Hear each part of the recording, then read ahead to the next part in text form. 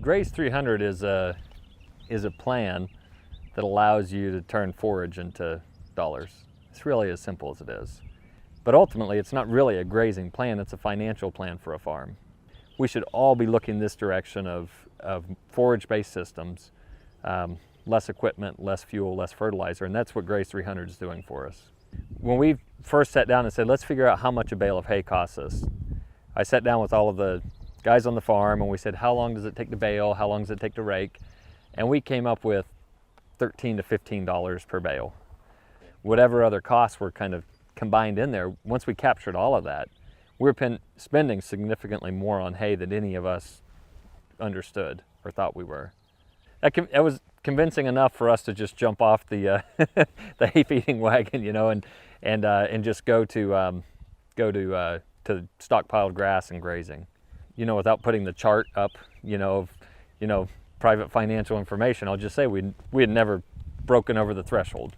When we went to Graze 300, this concept, and we were actually more at a Graze 330, you know, when we did that, we moved to positive cash flow, and we kept that. We kept that through, you know, good, you know, parts of the cattle cycle, bad parts of the cattle cycle. So to me, I mean, I can argue stocking rates and, you know, forage quality and all of these different things, but at the end of the day, we made money when we moved to stockpile grass. That's as simple as it is. To us, the optimum is somewhere it's making enough hay to feed for 20 to 30 days a year, and maybe a little more, you know, depending on the year. But it's not feeding full time, and it's not grazing full time. It's somewhere in the middle. So across the farm, we'll stock a cow-calf unit, so a single kind of breeding cow.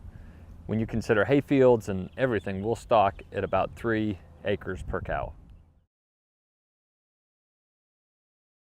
We typically will stop grazing in a field in September. We'll make the decision, say August 15th, so that September 1st we're out of the fields we're going to stockpile. We have, and so that's as simple as the process is. Really, you just don't graze the field, and you hope it rains. That's as simple as the process is.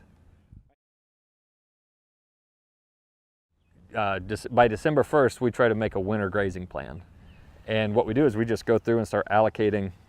Okay, this group, the pregnant cows always get the stockpile grass first, and we just go through on a spreadsheet and start to say who goes to which fields, who gets which hay until we get to the bottom, and when we run out of feed, we have to sell everything else left on the list.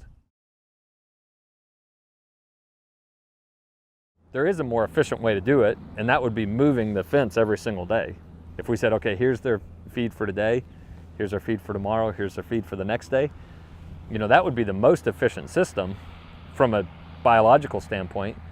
The problem is that if I had to pay an employee to go out and every single day spend hours moving fences around the farm, I don't see how that would pencil out for me economically. So we don't do that. We run on this move every week and a half to 2 weeks type of system.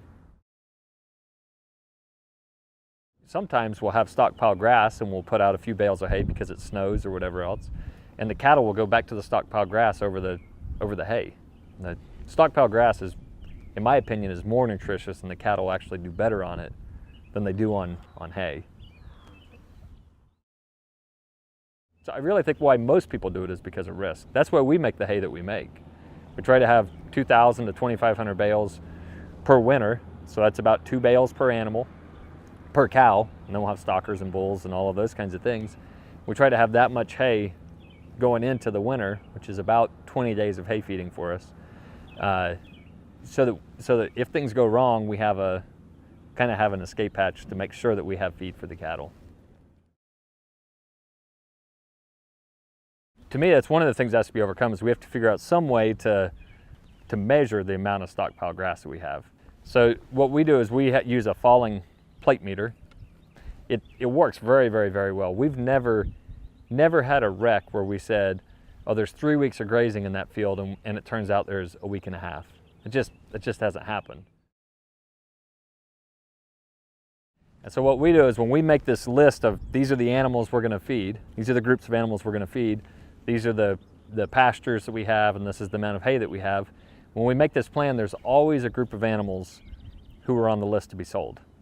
And so if February gets really bad, and mid-February we're counting the amount of stockpile grass we have, and we're counting the hay in the hay pen, and we say, you know what, this looks like we're not going to make it through, we know instantly, hey, that group of coal cows can be sold tomorrow.